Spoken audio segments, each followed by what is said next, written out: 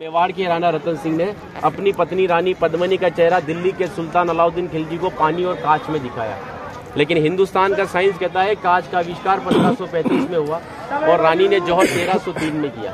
तो 237 साल पहले अपने हिंदुस्तान में कांच और मिरर नहीं थे। और अलाउद्दीन खिलजी के साथ में पर्सनल राइटर आया था जिसका नाम था अमीर खुसरो, जिसने उस समय किताब लिखी थी तारीख अलाई। उसने लिखा था कि मेवाड़ की महिलाओं ने अपने सतीत्व धर्म के खातिर जौहर किया और राजपूत कभी भी कॉम्प्रोमाइज करना नहीं चाहते थे। चित्तौड़ के ऊपर युद्ध होने का सबसे बड़ा रीजन था व्यापार, क्योंकि हिंदुस्तान में कभी भी कोई भी मुस्लिम कम्युनिटी पहले नहीं था। ये सभी जो आते थे अफगानिस्तान तुर्किस्तान से आते थे और आते कहाँ थे तो समुद्र के पास में आते थे, क्योंकि प्लेन तो थे नहीं ना। तो इधर नजदीक पड़ता है गुजरात और ये जाते थे दिल्ली। तो इधर पड़ता है दिल्ली, उनको क्रॉस करना पड़ता था ये मेवाड़। अच्छा, इधर गुजरात इधर दिल्ली, बीच में राजस्थान।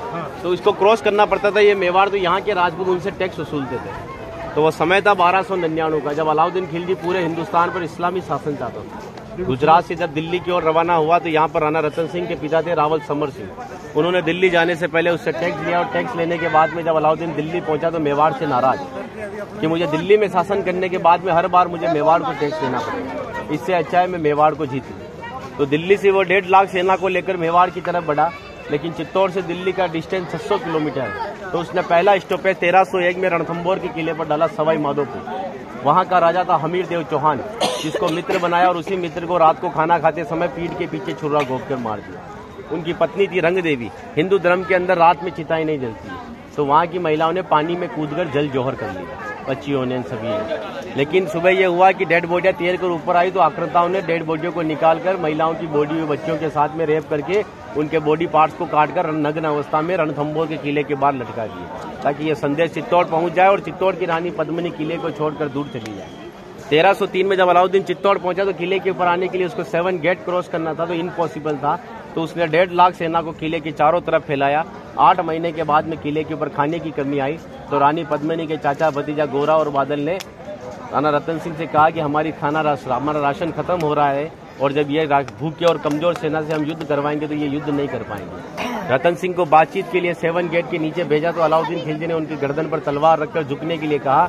लेकिन मेवाड़ का राजपूत सर कटाने के लिए मंजूर होता है, लेकिन सर झुकाने के लिए कभी मंजूर नहीं हुआ। राणा रतन सिंह को धोखे से बंदी बनाया और रानी पद्मिनी को संदेश भेजा कि आप हमारे अधीनता स्वीकार करो, हम दिल्ली चलेंगे। रानी पद्मिनी कहती है जो नरसंहार तुमने 2 साल पहले रणथंभौर के किले में किया तो यहाँ की महिलाओं के साथ में भी वही होगा। इस वजह से जहाँ मैं जाऊंगी वहाँ ये वीरांगनाएं चलेगी। 2 महीने का समय लिया। अलाउद्दीन खिलजी ने 700 डोलियां किले की ओर भेजी, लेकिन रानी पद्मिनी को पता था कि मेवाड़ में घूंघट सिस्टम है। तो हर एक सोल्जर्स को लेडीज पोशाक पहनाकर तलवार और भालों के साथ में उस पालकी में बिठा दिया और रानी पद्मिनी की पालकी में भतीजे बादल को रानी पद्मिनी की वेशभूषा पहनाई और 700 पालकों एक कमांडर बनाया चाचा जी गोरा को। गोरा जब पालके लेकर 7 गेट के नीचे गया तो अलाउद्दीन खिलजी से कहा कि रानी पद्मिनी दिल्ली जाने के लिए तैयार है, लेकिन जाने से पहले अंतिम बार अपने पति से देखना चाहती है। जिस जगह रतन सिंह को बंदी बनाकर रखा गया, जब वो पालकी वहां गई और रतन सिंह जी ने जब घूंघट हटाया तो घूंघट के पीछे का जो चेहरा था वो भतीजे बादल का था। और बादल कहता है कि महाराज हम 20,000 है और ये 1.5 लाख है। एक राजा अगर नहीं रहेगा हमारे साथ में तो हमारी सेना का मनोबल कमजोर रहेगा। इसी वजह से राणा रतन सिंह को पालकी में बिठाकर किले के ऊपर भेजा। जब रतन सिंह जी किले के ऊपर आए तो किले के ऊपर आने के बाद में उनकी जय जयकार में हर हर महादेव और जय भवानी के नारों से किला गूंजने लगा।